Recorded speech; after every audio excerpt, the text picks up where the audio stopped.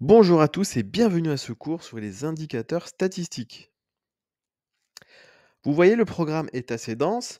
Nous allons partir du principe que vous avez déjà recueilli vos données et vous allez vous poser des questions. Quels sont les modes de représentation graphique? Quel diagramme choisir? Vous aurez votre réponse à l'issue de ce petit cours. Première question que vous pouvez vous poser, c'est qu'est-ce qu'un diagramme? Le diagramme, il va vous permettre de représenter visuellement des données pour en faciliter l'analyse, la comparaison et même la compréhension. Nous allons voir plusieurs types de diagrammes ainsi que leurs utilisations.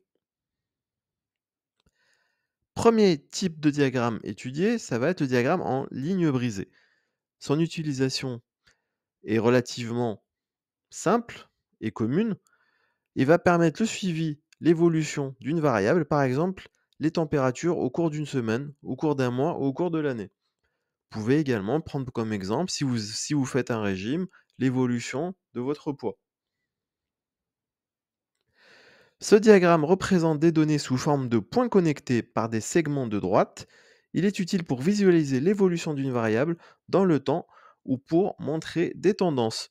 Donc vous commencez ici par d'abord placer des points, et une fois que vous avez placé tous vos points, vous les reliez entre eux avec une droite, et vous aurez votre magnifique diagramme en ligne brisée.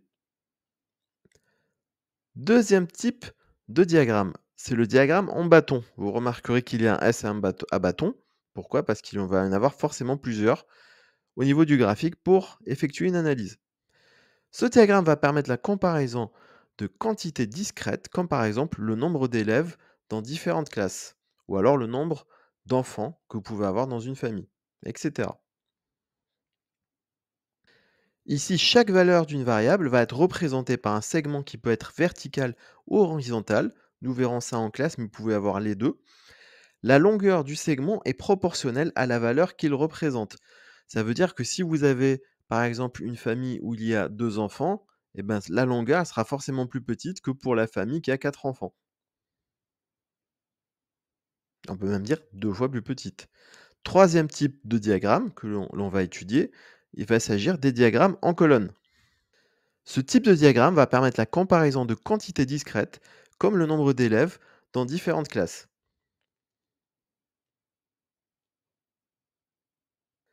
Le dernier diagramme que vous allez pouvoir utiliser va être le diagramme circulaire qu'on appelle aussi le camembert. On va pouvoir l'utiliser afin de visualiser des parts de marché, des répartitions de votes, etc. Donc vous aurez plusieurs secteurs au niveau d'un cercle. Chaque secteur correspond à une catégorie et sa taille est proportionnelle à la part qu'elle représente. Alors, en résumé, vous allez avoir deux types de caractères. Vous allez d'abord avoir le caractère quantitatif. Quantitatif, ça veut dire que c'est quelque chose qui est mesurable. On parle de quantitatif continu s'il peut prendre toutes les valeurs d'un intervalle donné, et on parle de quantitatif discret s'il peut prendre qu'un nombre déterminé de valeurs. Vous avez ici des exemples. Pour le quantitatif continu, vous pouvez choisir la taille des élèves dans un lycée. Donc vous pouvez dire que les élèves, la taille varie entre 1,60 m et 2,10 m. Évidemment, la taille des élèves peut très bien être 161,2, 161,3. Absolument toutes les tailles seront possibles. Par contre, pour le quantitatif discret, si on prend par exemple le nombre d'enfants dans une famille, certes il est mesurable, mais vous pouvez avoir 1, 2, 3, 4, 5 enfants, mais vous n'aurez jamais 2,1 enfants, 2,2 enfants, etc. C'est la différence entre les deux.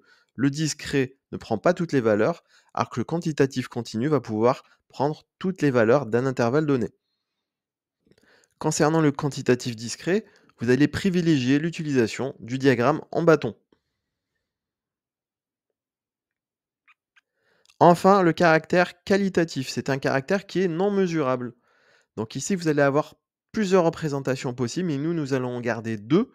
C'est le diagramme circulaire ou le camembert qui est vraiment adapté à ces variables qualitatives où il y a surtout peu de modalités. Vous pouvez voir ici l'exemple qui a été mis, c'est le moyen de transport utilisé par des élèves. Donc vous voyez que c'est voiture, à pied ou métro. Ce n'est pas mesurable.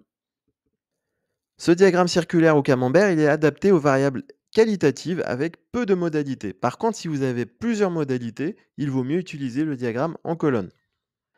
Ensuite, pour certains, vous le verrez en terminale, mais vous pouvez aussi utiliser le diagramme de Pareto. Je ne vais pas rentrer dans les détails. Celui-là, donc, il va permettre, il combinera en fait un diagramme en barre avec une courbe cumulative. Et enfin, des pictogrammes, mais ce ne sont pas les pictogrammes que vous voyez habituellement. Ici, on va parler d'une forme de représentation graphique qui va utiliser les symboles ou des icônes pour illustrer des données. Nous verrons ça en physique un petit peu plus tard. Voilà, c'est fini pour cette partie. Je vous dis à bientôt.